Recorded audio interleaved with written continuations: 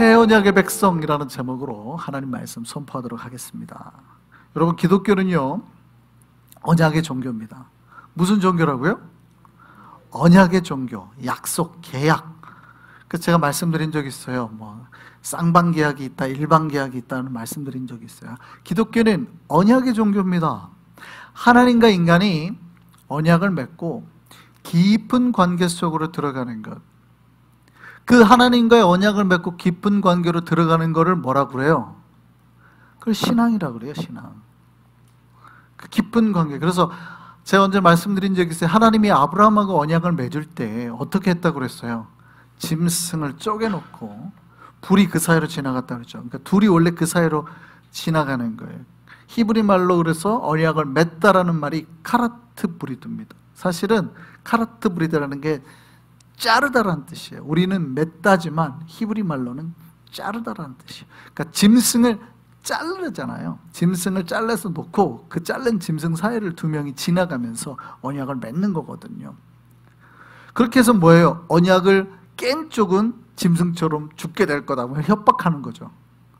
그러니까 언약을 파괴하면 죽을 거야. 우리는 그렇게 안 하니까, 언약을 맺으니까 자꾸 풀어버린단 말이죠. 우리는 약속을 맺고 자꾸 풀어버리는데, 히브리 사람들이, 그 중동 사람들이 그 약속에 대해서 굉장히 무서운 이유가 뭐냐면, 약속을 어기면 죽는 거예요. 여러분, 원래 우리가 하나님하고 맺은 언약, 계약은 바로 그런 개념이 있어요. 여러분이 하나님하고 언약을 맺어요. 그리고 하나님의 백성이 되고, 하나님은 약속대로 우리를 구원하시고 복 주시고 인도해 주시는 거예요. 여러분, 하나님께서 아브라함과 함께 하셨고 출애굽 후에 이스라엘 백성 맺었던 언약이 결국 어디에서 마무리가 돼요? 요한계시록에서 예수께서 오실 것이라는 약속으로 마무리가 되죠. 그래서 성경은 처음과 마지막이 언약으로 시작해서 언약으로 끝이 납니다. 우리는 그 언약 가운데 있는 거예요. 여러분이 신앙생활 하는 건 다 하나님하고 이미 계약이 되어 있어요. 여러분, 계약이 되어 있어요. 여러분이 처음 교회 나와가지고 뭐를 합니까? 세례를 받고 신앙 고백을 하잖아요. 그리고 하나님 백성이 됐다고 교회가 이제 인정해 주잖아요. 그게 뭡니까? 여러분, 하나님하고 계약서 쓴 겁니다. 모르셨죠? 다 속아서 이게 계약서인지도 모르고 썼죠. 여러분, 그게 하나님하고 계약을 한 거예요. 내가 하나님의 백성입니다. 하나님 나를 인정해 주십시오. 교회가 세례증서 딱 찍어준 게 하나님하고 계약을 맺은 거예요. 내가 이제부터 하나님의 자녀입니다. 하나님의 백성입니다. 그럼 하나님은 그때부터 뭐 해야 돼요? 나를 지켜주시고 보호하시고 사탄으로부터 모든 어려움으로도 우리를 지켜주시고 우리를 자녀로 인정해 주시고 반드시 구원해 주시고 천국으로 인도해 주시는, 이게 계약서를 쓴 거예요. 믿으십니까? 모르셨습니까? 이제부터 아시기를 바랍니다. 여러분, 우리가 하나님의 언약의 백성, 계약의 백성이 된 거예요. 그래서 우리가 하나님하고 계약을 맺었는데 그 계약을 잘 지키면 우리에게 뭐가 되고? 복이 되고. 계약을 파기하면 어떻게 돼요? 계약을 파기한 쪽에서 그 손해를 다 감내를 해야 돼요. 여러분이 집을 한 채 샀어요. 집을 한 살려고 처음에 계약금을 걸잖아요. 근데 계약금을 파기를 해요. 집주인 쪽이든 아니면 계약한 이쪽, 집을 살려고 한 쪽이든 어느 쪽이든지 누가 손해를 감내해야 돼요? 계약을 파기한 사람이. 계약금 전체를 물든지 계약금의 몇 %를 다 손해를 보든지, 계약을 파기한 쪽에서 손해를 보는 거예요. 여러분, 하나님하고 계약을 맺었잖아요. 언약을 맺었잖아요. 그러면 누가 데미지를 입어요? 계약을 파기한 쪽에서. 문제는 이거죠. 하나님이 우리하고 인간하고 맺은 계약을 파기하세요, 안 하세요? 하나님은 절대 안 하신다. 하나님은 절대 당신이 한 약속을 어기신 적이 없고, 하나님은 거짓말하지 않으시고, 우리를 구원하신다고 했으면 반드시 구원하실 것이고 천국으로 이끌어 주시고 은혜 주시고 복 주실 것이고. 믿으십니까? 그럼 누구만 조심하면 돼요? 인간이 조심해야 되는 겁니다. 인간이. 우리가 하나님하고 맺은 언약을, 그 계약을 파기할 가능성이 굉장히 높아요. 그러니까 항상 누가 조심해야 되는 거예요? 내가 혹시 하나님하고 맺은 계약을 깨고 있지는 않나. 깨면은 누가 손해예요? 내가 손해예요. 여러분 조심해야 돼요. 우리가 하나님의 백성으로 언약을 해놓고 계약을 맺어놓고 우상이 좋아서, 한국 가면 연초만 되면 우리 집사님들이 토종 비결 보러 가신 분들 참 많아요. 올해 우리 아들이 대학 붙습니까? 집사님인데 연초만 되면 하나님하고 계약을 맺어놓고 많아요. 꽤 많으세요. 또 죄에 속아서 우리가 일상에서 쉽게 죄에 무너지고, 그러니까 자꾸 우리가 뭐예요? 하나님하고 맺은 계약을 파괴한다는 거죠. 그러니까 계약을 파괴한 거에 대한 대가를 자꾸 내가 받아요. 여러분 잘 생각하셔야 돼요. 왜 자꾸 내가 이렇게 손해가 나지? 여러분이 계약금을 걸었는데 뭔가 돈이 자꾸 없어지는 것 같아요. 누가 잘못해서? 내가 잘못해서. 하나님하고 뭔가 계약을 맺었는데 자꾸 내가 뭔가 손해를 보는 것 같아요? 그럼 누구에게 문제가 있어요 지금? 내가 하나님의 계약을 파괴하고 있지는 않은지를 잘 생각해 보셔야 되는 거예요. 내가 마음속으로 죄를 짓지는 않나, 생각으로 죄를 짓지는 않나, 끊임없이. 이게 여러분이 남기는 비결이에요. 여러분에게 온 은혜나 복을 여러분이 세이브할 수 있는 방법이에요. 잘 그런 복들을. 근데 자꾸 그걸 파괴하면은 하나님이 복만 해주셨는데 자꾸 이제 날리는 거죠. 계속 계약금 파기로 자꾸 날리는 거예요. 잘 생각해 보셔야 돼요.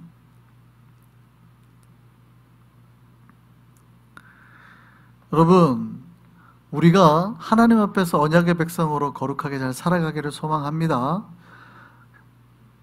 감사한 일은 이거예요. 우리가 하나님하고 맺은 언약은 모든 사람에 해당되는 이 언약은 모두가 우리에게 복이 되는 언약이라는 거, 복이 되는 계약이라는 거예요. 믿으시기를 바랍니다. 그러니까 하나님하고 우리하고 맺은 여러 세상의 계약 중에는 사실은 우리가 안 좋게 잘못 알고 맺은 계약들도 있어요.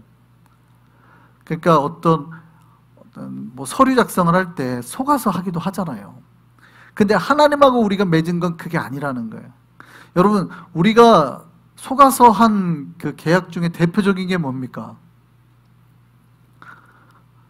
한국이 일본하고 맺은 거죠. 1910년 한일 병합 조약서. 속아서 한 거죠. 사실은 이게 일어나기 전에 일본은 이미 한국에 대해서 다 사기를 쳤습니다.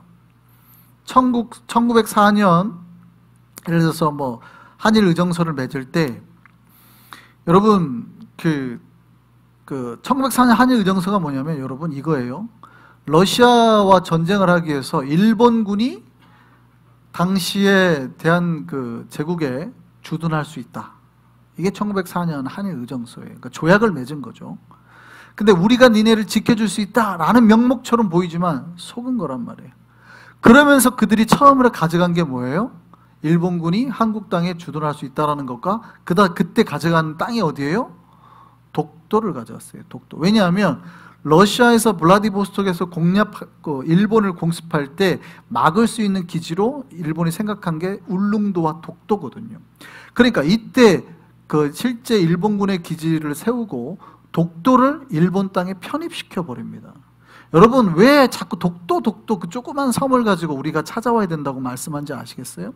일본이 한국을 먹을 때 제일 처음 먹은 땅이 독도예요. 여러분, 그러면 한국이 해방돼 가지고 제일 마지막으로 찾은 땅이 어딘 줄 아세요? 독도예요. 제일 늦게 찾았어요. 이승만 대통령을 좋아하시는 분도 있고 싫어하시는 분도 있을 수 있습니다만, 저는 이승만 대통령을 좋아하는 분에서 딱 한 가지입니다. 여러분, 독도 누가 찾아온 줄 아세요? 이승만 대통령이 찾아왔어요. 그것도 6.25 전쟁 한참 하던 중에. 그러니까 1945년 해방되고도 독도가 일본 땅이었습니다. 그런데 이승만 대통령이 독도는 우리 땅이라 갖고 6.25 전쟁 중에 일본 배들이 독도 왔을 때 2,000명인가가 잡아가고 죽이고 이랬어요. 엄청 잡아갔습니다. 한국에서. 여기는 우리 땅이니까 오지 말라고. 그래가지고 해역을 이렇게 그어가지고 독도가 돌아온 거예요. 그러니까 독도를 처음 뺏긴, 독도가 한국이 1904년에 처음으로 뺏긴 땅이에요. 그리고 1905년에 을사조약을 맺잖아요. 여러분, 외교권을 박탈당하죠. 그렇게 계속 합니다. 처음에 조건을 맺을 때요, 한국에서 나간 그 외교부 부원들이, 장관들이 그렇게 몰랐답니다. 이거가 무슨 내용인지를 전혀 몰라가지고 이거가 여기다 오케이 하면 되는지 안 되는지 내용을 이해를 못했대요. 조선 양반이 나간 거예요. 일본 오니까 그렇게 하도록 하라, 이렇게 한 거죠. 이렇게 하면은 한국에 도움이 됩니다. 그러니까 아, 그래? 그러면 그렇게 하도록 하라, 이랬다는 거죠. 그러니까 내용이 어떤 문건인지도 모르고 다 그냥, 그래서 외교권을 그냥 넘겨준 거죠. 외교권 넘겨주고 딱 2년 뒤에 어떻게 해요? 일본이 고종을 하야시켜버리죠. 1907년입니다. 그리고 1910년에 비로소 어떻게 해요? 한국이 일본에 그대로 넘어가, 식민지가. 일본은 계속 사기치고 계약을 한 거예요. 여러분, 그런 계약 안 당하기를 소망합니다. 미국 와가지고 그런 거 한 번쯤 있으신 분도 있죠. 신분 사기 당하거나 아니면 가게 할 때 뭐 사기다, 이런 분들 있잖아요. 계약 조심하셔야 돼요. 여러분, 평생 그런 계약은 없어야 되는데, 여러분이 평생 한 것 중에 제일 잘한 계약이 바로 하나님하고 한 계약임을 믿으시기 바랍니다. 이거는 손해나는 계약이 없어요, 절대. 왜냐하면 여러분 생각해보세요. 가장 돈 많은데 가장 사랑도 많아. 미국에 막 큰 재벌이 막, 근데 갑자기 어느 날 여러분에 오더니 여러분의 양녀로 데려가겠다는 거예요. 자기 유산을 다 물려주겠다는 거예요. 할 거예요, 안 할 거예요? 할 거예요, 안 할 거예요? 안 하면, 차마 설교라 말하면, 안 하면, 이거지, 안 하면, 다 한단 말이에요. 여러분, 하나님하고 우리가 맺은 언약이라는 게 그거예요. 하늘의 모든 복과 은혜를 다 주겠다는 거예요. 다. 조건은 딱 하나. 조건 하나. 그 재벌이 하는 말이 뭐냐면, 네가 내 아들, 딸답게, 자녀답게만 살아줘라. 나는 거룩하게 살기를 원하고, 니네가 정말 사랑하면서 살기를 원하고, 그렇게 원한다. 그렇게 내 자녀답게 살아줘라가 조건이에요. 하나님이 우리에게 걸었던 조건은 딱 하나. 네가 내 백성답게, 자녀답게만 살아줘라. 그러니까 이 계약을 해야 되겠어요, 안 해야 되겠어요? 해야죠. 100% 해야죠. 이 계약은 절대 손해나는 계약이 아니라고요. 여러분이 이미 그 계약이 맺어졌음을 믿으시기를 바랍니다. 아멘 안 하시네. 믿으시기를 바랍니다. 이 맺은 백성마다 다 천국 가는 거예요. 복 받는 거예요. 여러분이 다 하나님의 양자, 양녀가 된 거예요. 안타까운 거는 그럼에도 그 자리를 우리가 감사하지 못한다는 거예요. 다시 죄를 범하고 세상으로 돌아가는 거예요. 마치 왕의 자리, 우리가 왕자가 되고 하나님 나라의 왕자, 공주가 됐잖아요. 근데 세상에서 살던 막 강도질하던 사람을 데려다가 왕자, 공주로 삼았어요. 그랬더니 어떻게 해요? 이 사람이 네가 왕자답게, 공주답게만 살아줘? 근데 이 사람은 뭐가 그리워요?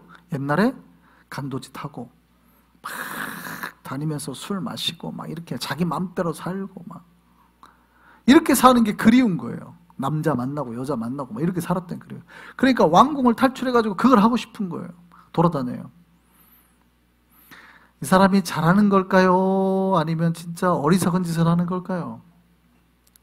똑같은 거예요. 하나님이 우리를 불러서 복 주시고 거룩하게 살자고 하는데 인간들은 쉽게 어떻게 해요? 과거의 죄성으로 마음을 뺏기더라는 거예요. 쉽게. 그거를 자유라고 생각을 하는 거예요. 내가 막 마음대로 도둑질하고 강도질하고 다녔던 거를 자유라고 생각을 하고 교회 다니면 그 자유를 뺏겼다고 생각을 하는 거예요. 굉장한 착각을 하게 되는 겁니다. 우리는 뭐를 하지 말아야 돼요? 모든 걸 할 수 있는 자유나 죄를 지을 자유를 하지 말아야 되는 거예요. 우리는 죄를 지을 자유까지 있습니다. 그러나 죄를 짓지 않으려 하는 그 자유를 지켜내야 된다고.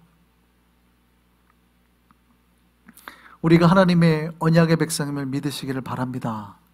근데 그냥 언약의 백성이 아니라 우리를 성경은 새 언약의 백성이라고 말합니다. 언약에는 옛 언약이 있고 새 언약이 있죠. 옛 언약은 뭡니까? 구약에 하나님과 이스라엘 백성이 맺었던 언약이 구 언약이죠. 여러분, 하나님 앞에 나아가려면 죄가 없어야 됩니다. 그러니까 하나님께서 이스라엘 백성들을 부를 때 어떻게 해요? 짐승을 잡았잖아요. 그 짐승의 피로. 그래서 매일 사실은 그 제사장들은 하나님 앞에 번제를 드려야 됐고, 특별히 대제사장은 1년에 한 번 대속죄일 날 이스라엘 백성 전체를 대신해서 대속죄일, 우리가 알고 있는 그 피를 뿌리며 하나님의 그 성막 앞으로, 그 성막에도 뿌리고 이제 하나님의 법궤 앞으로 나아가는 거죠. 그 법궤에 피를 뿌리죠. 법궤가 씌은 자라 그랬잖아요. 하나님께서 임재하시는 자리. 그게 1년에 한 번 대속죄일에 하는 거예요. 이스라엘 백성 전체를 위해서 하는 욤키프로 우리가 잘 아는 나가는 거란 말이죠. 근데 그게 한계가 있어요. 또요, 옛 언약은 어디에 새겨졌어요? 돌판에 새겨졌습니다. 이 돌판에 새겨진 게 뭡니까? 우리가 잘 아는 십계명이죠, 십계명. 근데 이것도 한계가 있죠. 어떻게 해요? 잃어버렸잖아요, 지금 십계명 돌판을. 그리고 십계명 돌판을 아는 사람만 가지고 있었단 말이죠. 이게 옛 언약의 한계였어요. 짐승의 피를 그때마다 잡아야 되고. 그래서 하나님께서 새 언약을 주셨습니다. 여러분, 히브리서가 그 새 언약을 설명하기 위해서 멜기세덱을 등장시켰습니다. 여러분, 제가 지금 히브리서 강해를 하잖아요. 오늘 본문을 딱 보신 분들은 깜짝 놀라시거나 갸웃하셨어야 돼요. 어느 포인트에서 갸웃하셨어야 돼요? 목사님이 설교를 본문을 너무 많이 스킵했다 해서 갸웃하셨어야 돼요. 여러분, 제가 지난번에 어디 설교했어요? 몇 장 설교했어요? 6장 설교했어요. 근데 갑자기 오늘 제가 몇 장 설교를 해요? 8장, 그것도 제일 마지막. 그 다음에 9장으로 넘어가야 되는 거예요. 그럼 뭐가 사라졌어요? 7장에서 8장 사이가 싹 사라진 거예요. 그럼 7장에서 8장 사이의 내용이 뭔데요? 멜기세덱이에요. 제가 지난번에 몇 번을 강조해서 설교했던 멜기세덱의 이야기가 가장 자세하게 나온 장이 7장에서 8장이에요. 여러분, 7장을 잘 읽어보시면 바로 그 얘기가 나와요. 예수님은 무슨 지파인데? 유다 지파인데 어떻게 우리에게 대제사장이 됐을까? 바로 멜기세덱의 그 제사장 되심의 은혜를 따라서 제사장 되심이라고 나온 게 7장의 내용이에요.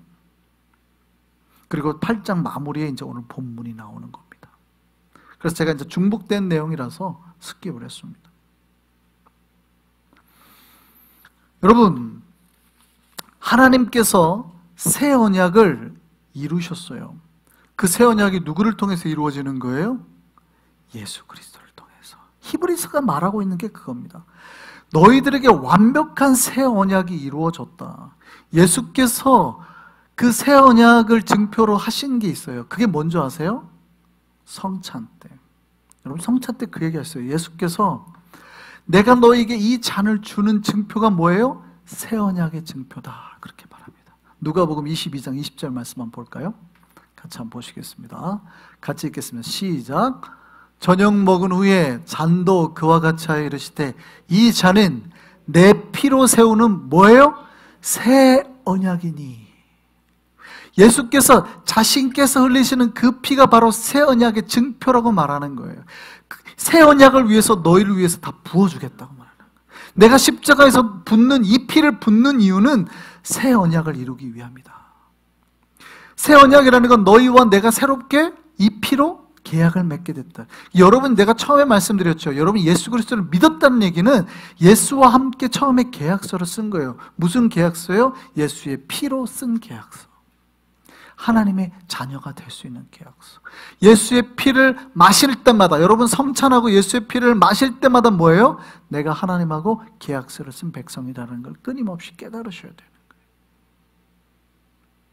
아, 내가 감사하게도 아직 하나님의 백성이구나. 이 피를 마실 수 있다는 거.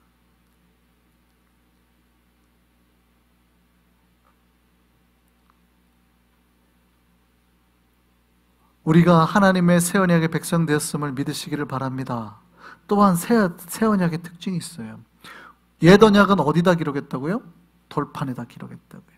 그런데 새 언약은 어디다 기록했냐면 너희의 생각과 마음에 기록했다. 원래 이게 예레미야서에 나온 말이거든요. 근데 오늘 히브리서가 바로 그거를 갖다 얘기하는 겁니다. 오늘 본문 한번 볼까요? 히브리서 8장 10절입니다. 같이 읽겠습니다.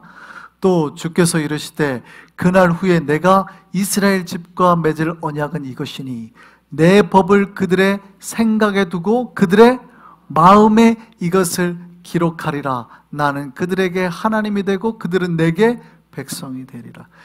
예수께서 멜기세덱의 반차를 따라서 대제사장이 되심으로, 그가 그렇게 십자가에서 죽으심으로, 피를 흘리심으로 새 언약의 역사가 일어나고, 새 언약의 역사를 이룬 자는 이제 어디에다가 하나님의 말씀을 기록하고 살아야 된다고요? 생각과 어디요? 마음. 예전에는 구약에서는 돌판에다 기록을 했는데 이제 여러분의 마음판에, 제가 그랬잖아요. 그래서 믿는 자의 마음속에 다 마음속에 하나의 믿음의 판이 있다고. 여기에다 하나님의 말씀을 여러분 새기셔야 된다고. 어떤 신자는 깊이 새겨서 지워지지 않는 분도 있는데 어떤 분들은 얇게 세워가지고 일주일 사는 동안에 싹 지워져서 말씀이 흐려지신 분도 있다고. 여러분, 신자가 해야 될 거는 우리가 급히 우리 가진 우리 마음판에 주신 그 판에 하나님의 말씀을 새겨야 되는 거예요. 그렇게 하시기를 소망합니다. 예. 그래서 우리가 새 언약의 백성이 되었다 그러면 무슨 관리해야 돼요? 마음 관리해야 돼요. 마음 관리. 여러분, 마음 관리하시기를 바랍니다. 몸 관리하시잖아요. 몸 관리 요즘에 한국 분들은 유독 심하시대요. 보톡스 맞으시잖아요. 그죠? 피부 관리 열심히 하시잖아요. 그런데 하나님께서 무슨 관리하라고 그러셨어요? 마음 관리. 신자는 외모도 중요해요. 저는 뭐 외모가 중요하지 않다고 말하는 사람은 아닙니다. 외모도 중요합니다. 그러나 무엇보다도 무슨 관리를 해야 돼요? 마음 관리해야 되는 마음 관리. 하나님은 항상 외모로 사람을 판단하지 않고 그 중심을 보신다 그랬어요. 그 얘기가 무슨 얘기냐면 그 마음판에 있는 우리 안에 일어나는 역사들을 하나님이 보신다는 거예요. 말씀을 얼마나 우리가 소중하게 생각하고 하나님 말씀에 순종하고 살아가는 가, 이 마음판에 무엇을 담고 살아가고 있는가. 우리 마음판에 하나님 말씀이 깊이 새겨지기를 소망합니다. 예, 그래서 바울이 그런 거예요. 바울이 로마서에 하는 말에 이런 말이에요. 너희가 무엇보다도 오직 마음을 새롭게 하는 데 힘써라. 로마서 12장 2절 말씀 한번 보시죠. 같이 읽겠습니다. 시작. 너희는 이 세대를 본받지 말고 뭐예요? 오직 뭐예요? 오직 마음을 새롭게 함으로, 거기에 신경을 쓰라는 거예요. 그래서 변화가 돼서 그 다음에 뭐예요? 하나님의 선하시고 기뻐하시고 온전하신 뜻이 무엇인지를 분별해내라. 뭐를 새롭게 함으로? 마음을 새롭게 함으로. 뭘 분별해요? 하나님의 선하시고 기뻐하시고 온전하신 뜻이 무언가를 분별해내라. 여러분, 우리가 새 언약의 백성입니다. 맞습니까? 그 새 언약의 백성으로 살아가기를 소망합니다. 그러려면 두 가지가 있어야 돼요. 여러분 마음속에 예수 그리스도의 피가 날마다 흐르기를 소망합니다. 예수의 말씀이 여러분의 마음판에 새겨지기를 소망합니다. 이걸 잊지 마시기를 바랍니다. 그러면 우리가 그 안에서 하나님의 계약의 백성으로 끊임없이 주님으로부터 뭐를 받아요?